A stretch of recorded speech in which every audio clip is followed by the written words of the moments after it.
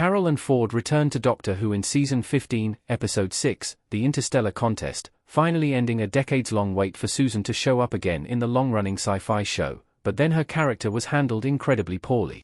As the first companion of Doctor Who's classic era, Susan remains a pivotal figure in the franchise lore. Her status as the Doctor's granddaughter gives her an especially interesting place in the show's canon, so it was great to see her show up again, even if only in the dying mind of Ncuti Gatwa's 15th Doctor. Ford's addition to the Doctor Who Season 15 cast took everyone by surprise, with her last appearance before then coming in 1983's The Five Doctors. Susan's comeback in The Interstellar Song Contest resurrected several questions about the Doctor's past and family tree, with those topics becoming even more enigmatic since the time Ford starred in the show alongside William Hartnell's first Doctor. Showrunner Russell T. Davies' decision to bring Susan back made it seem like he had a solid story arc planned for her, but now I'm not so sure. Doctor Who Season 15's ending forgot about Susan's return. The reality war moved on from Carol and Ford's unexpected comeback. Susan had another cameo in Wish World, but her role in Doctor Who Season 15's penultimate episode took the form of no more than a brief flash of footage on the Doctor's TV.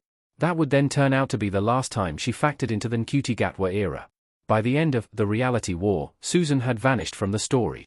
Granted, the finale was dense to the point of chaos, so there probably wouldn't have been space for any substantial storyline for Susan in Gatwa's farewell episode. Still, Susan's absence from Doctor Who Season 15's finale begs the question of why Davies recalled Ford to the cast, if the intention was only ever for her to appear in visions that didn't affect the story. It was certainly a cool moment to see Susan again, but bringing back such a huge part of Doctor Who's history needed to have a bigger payoff than just mere intrigue. Season 15 already had a great deal to wrap up in the two-part finale, and Susan's comeback proved to be just one thing too many. If there was ever a time for Susan to slot into The Reality War, it would have been in place of Jodie Whittaker's 13th Doctor and her cameo ahead of Ncuti Gatwa's regeneration sequence. It was fun to see 13 again, especially because I don't think she had very good scripts during the Chris Chibnall era, so I was happy to see her. That said, Susan would also have been a great character to show up at that moment, settling her grandfather's nerves before he transformed. 13 was ultimately a better choice, but Susan was still mishandled. Doctor Who Season 16 isn't guaranteed. Will Susan's cameo ever be paid off? Disney's deal with Doctor Who's current era is almost complete. Susan standing in the TARDIS, holding something to her ear, with Barbara and Ian standing behind her in the Doctor Who serial An Unearthly Child. Despite the last-second twist of Ncuti Gatwa regenerating into Billie Piper, who may or may not be playing the 16th Doctor, Doctor Who Season 16 still hasn't been confirmed. Concerns over the show's recent reception have reportedly made Disney reconsider its partnership with the BBC, with the two studios co-producing the show since 2023. So, there is a chance that Doctor Who will either be cancelled or delayed by a few years while alternative production arrangements are made. Neither scenario is ideal, as the former would mean no resolution for Susan's return, and the latter could result in Ford's retirement before the show comes back. The original deal was for Disney and the BBC to make 26 episodes together. 3 of those were used up for the 60th anniversary episodes with David Tennant's 14th Doctor. Both Gatwa seasons and his 2 Christmas specials account for 18. Paired with the Tennant trilogy, this is 21 episodes.